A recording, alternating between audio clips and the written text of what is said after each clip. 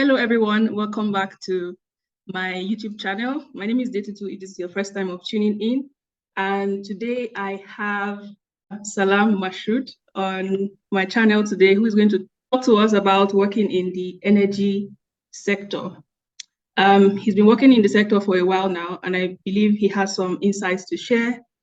And that is why we have him here on our channel, right? So I'm going to I'm going to give the floor now to Abdulsalam for a brief introduction and how he came to Germany, when he came to Germany, and all of that, basically. So over to you. Thank you very much for having me. Hello, viewers. My name is Abdulsalam, like you mentioned, and I came to Germany in 2018. So before coming to Germany, I already did my bachelor's in Nigeria in mechanical engineering, and I worked for about 2 years in Nigeria, then came to Germany for my master's. So after studying for 2 years, I completed my studies in 2020, and right from during my studies and up to now, I work in the energy industry in various roles and with various companies at different points in time. Yeah. Thank you for that brief introduction. Now we are going to the next question, which is how you got into the energy sector and what fueled that decision. Your master's was in renewable systems, right? Renewable energies, yeah, renewable energy systems, yeah. So can you give us a brief overview of what made you decide to go for this master's and how you got into the energy sector? Yeah, okay. So like I mentioned earlier, I already did my bachelor's in Nigeria, and my bachelor's was in mechanical engineering. So after my studies, I worked in Lagos as in an oil and gas servicing firm, and I was working as a piping engineer. So during my work there, I realized that the next big thing in the energy transition, because there's always been an energy transition from time immemorial, was renewable energies. And so I decided that I wanted to specialize in it. And so when I looked at my options, of course, coming from an English-speaking country, the UK, US, Australia, always the first choice, Canada. Yeah. But I realized that Germany was actually making practical progress beyond the classroom in renewable energies as at then. So Germany was a front runner. And so I did some research and found out that I could study in Germany in English. And so I applied to a master's. I applied to a couple of masters in Germany and got a couple of admissions. And I decided to go for this one. So the other admission I had was in power engineering in Munich. And I settled for the one of renewable energies systems in Hamburg University of Applied Sciences. So in 2018, I came for that. And started studying, and the good thing with Germany is that it allows you to work in you have the opportunities to work in a company while studying. So it's not just to work. Most countries give you the opportunity to work while you study, but to work in a place that is related to your studies, a work that adds to your experience and that you can put on your CV to improve your profile. So Germany really has that advantage.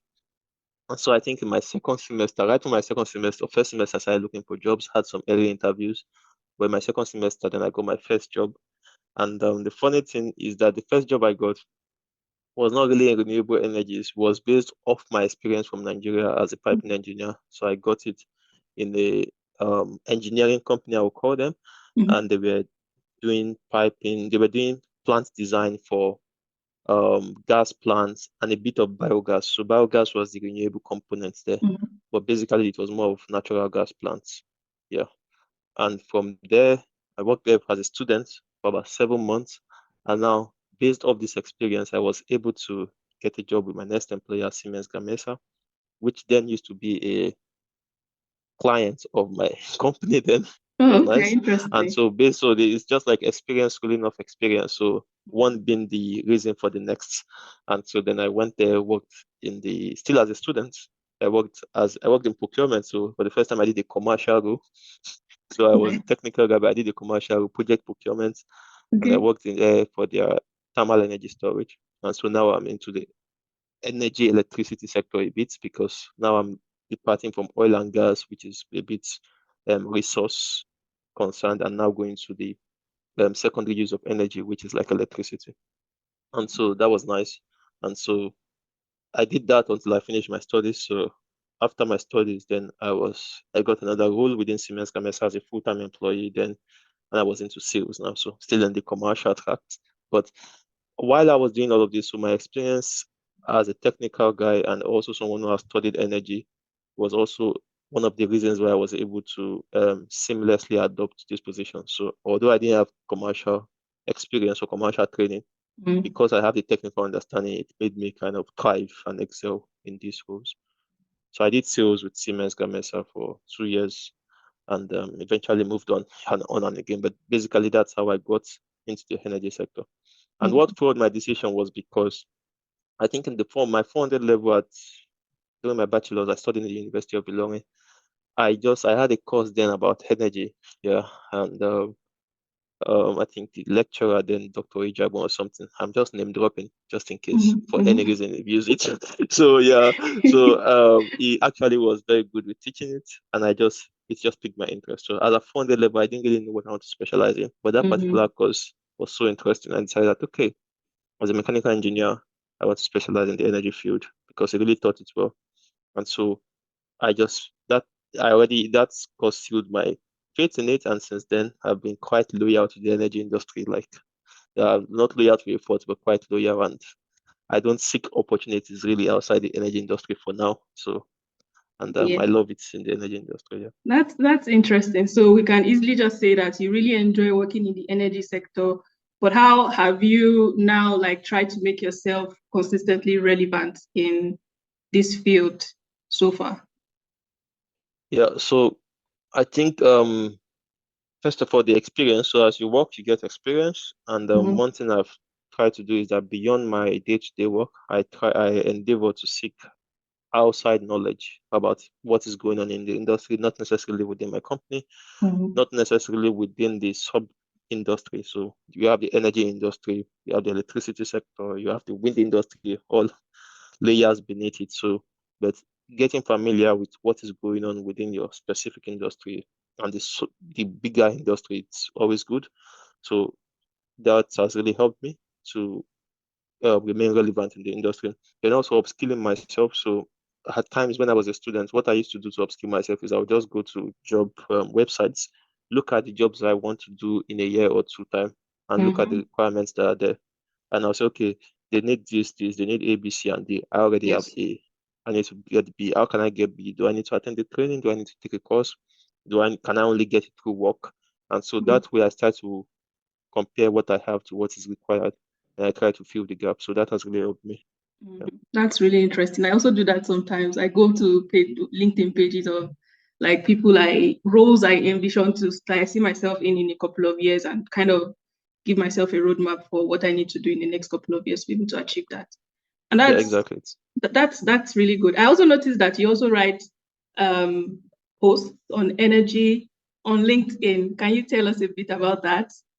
It's even been a while I did that, and I feel I need to challenge myself more to do that. I really miss doing that, Hmm. and but it's just been quite busy in the last months.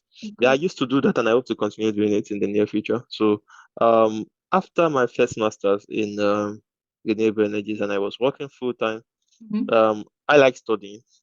I like studying. So, funny enough, I went for a second master's in energy policy.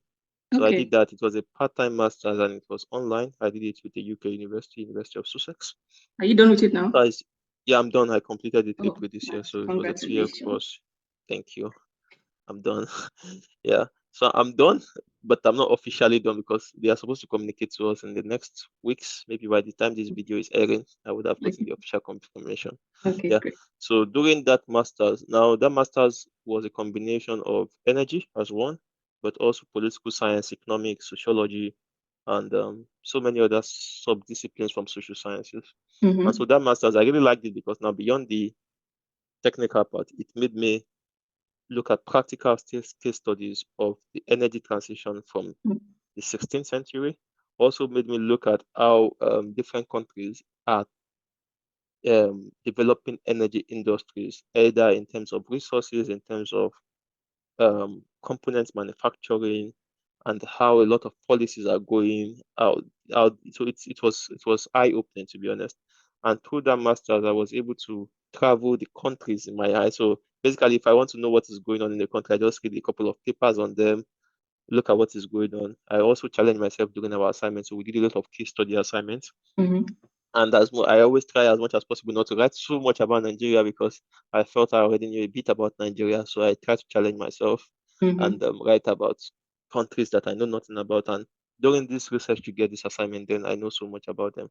And so sometimes I just take up my assignment, look at the ones that are very interesting, and then I kind of make them from an academic post to a more informal publication that can be posted on LinkedIn or something. And so that's what I used to do then. And I hope that now that I'm done, maybe that's why I've not really had the time to put something up. But I hope that I can do that sometime soon again. Yeah. Okay, that's great. Yeah, so so far, what do you think you have done differently that you'd say like gives you an advantage in this sector so far? Yeah, I'm still quite young in the sector, to be Yeah, honest. but so far, that's why I added so far So there. far, yeah, so far. So I think I've been deliberate, yeah, in my attempt to thrive in the sector. So I just don't leave things to chance. I, for example, at the moment, I'm not in the commercial track of energy again. Now I'm a bit in the technical part. I'm planning um, operations and maintenance strategies for future wind farms, yeah, with my employer. And so basically, the the constant drive to innovate myself in different ways, not just to be specialist in a very, very minor place, but more of a broader view. So there's nothing, I don't have anything against specialists, but at times I could easily get bored doing something one thing for continuous time. So, It also and also probably I like also challenges. limits your like the kind of opportunities that you have access to when you only Exactly, focus one thing. exactly. Yeah. Yeah. And also I like challenges. So it has really helped me. So, and now, so when I'm talking in my technical role, so you can see it's as if I've come full circle. When I was in commercial roles, my technical training and little experience then used to help me thrive. Yes. And now that I'm in technical roles, because I've done commercial roles, I've done some bit of legal stuff because of contractual negotiations. And now I'm in technical roles. So when I'm speaking as an engineer, um, I'm speaking with a broader sense of what I've seen from the commercial side of things that are possible and also from legal point. So it has really helped me to be all-rounded professional to the best of my abilities. I still have some things I feel like some gaps I intend to fill. And but so far so good. Loving it. Thank you. Thank you so much. One last question, which is a little bit not related to this field, but because you studied in Germany and my YouTube channel is kind of related, is not kind of mostly related to living and studying in Germany. You had or you got some scholarships whilst you were studying in Germany. Could you give us like a brief overview of how you came about those scholarships, how those scholarships perhaps helped you through your studies in Germany, and what advice would you give to someone who, I know it's kind of like a whole chunk of question, but what kind of advice you would give to someone who is currently studying in Germany or wants to come to study in Germany, and how they can harness the scholarship opportunities that are available to students? Yeah, so yeah, you're quite right. So you're completely right. Yeah, I got some scholarships while I was studying. I think about four of them. So I got one. My program was for 4 semesters, and I think I got one scholarship for each semester. Yeah. So the two scholarships were similar. Those were strictly academic excellence scholarships. So basically, there's a requirement on CGPA. You have to make the requirements, then you just write a application letter or something, and they selected based on some criteria. But it was academic excellence scholarships. These were the title. Then the third scholarship I got was one for social commitment. So while I was a student, I wasn't just all about studying. I used to do a lot of extracurricular activities. I used to support international office with what we call a body program. So I'm always ready. From my second semester, I was already picking students from the airport, helping them settle into Germany, helping them settle into the school. And I was also doing a bit of ISEC, helping with sending students abroad for exchange programs, internships. So I was involved in that. And I can't remember some other activities I did, but those were the major ones I did. So for social Okay. commitment, I got a scholarship then in my third semester. Then in the fourth semester, then I got a DAD prize. So the DAD prize is for graduating students, and this one is specific. So that every university offers it to the best of my knowledge in Germany. So you can, it is that prize offered by that, but localized to every university. And so this scholarship is for graduating students with academic excellence, high social commitments, and some other characteristics. So yeah, so basically what I noticed is that in Germany, we don't have so many high-paying scholarships like you will have in the maybe in the UK, and that's because there's no tuition for most of the programs. Yes, So true. then there's no reason to offer a 20,000 scholarship when you pay a tuition of say 100 euros or 120 just Yeah. semester fee. So what Yeah. they offer is all these smaller scholarships, but it's more frequencies. So there are some scholarships I applied for and I didn't get, like the Deutschland stipendium. Never got that. So and there were some I saw and I did not apply for because I just thought maybe because also when you have a scholarship, you can benefit for two scholarships at the same time. Yes, true. So so if you see a scholarship that is not going to pay you as much as the first one, then why apply to it, right? So for that reason, yeah, the best way I see is if you are going to a school, oftentimes the international office will have scholarships that they have a scholarship page and show you scholarships they offer. But beyond that, there are also scholarships offered by states. So some states offer scholarships directly for universities within their cities. And then there are some federal scholarships like Deutschland Stipendium and some international scholarships like NGOs offering scholarship, foundations offering scholarships.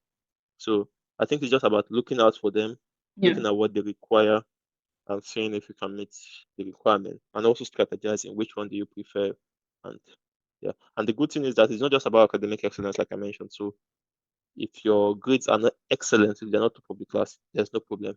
There will be a kind of scholarship either for social commitment, for developing countries, for female. That's one thing a lot of people, especially Yes. when the ladies, don't pay attention to. But there are a lot of scholarships that are targeted at ladies, women to support them grow in their career and grow in their studies. So there's always a scholarship for whoever you are, I believe. Okay. Thank you. Thank you. Thank you. Thank you so much. I can't say thank you enough for this insightful interview and you creating time to have this short conversation with us. It's my pleasure. If you have any questions about the energy sector, not only in the path that Abdulsalam has decided to apply, you can always reach out to him on LinkedIn. I hope that is okay. They can Yeah, ask it's you fine on questions. LinkedIn. Yeah, Yeah. yeah, they can So get in contact. His LinkedIn page link, yes, his LinkedIn page link is going to be in the description box below. So you can reach out to him, ask him questions. Please do not spam his inbox. Thank you very much. Yeah. Thank you so much for watching. If you have any questions, as always, you have my email or you can drop it down in the comment section below. And yeah, I'll see you in my next video. Thank you so much for watching. Take good care of yourselves. Bye. Bye.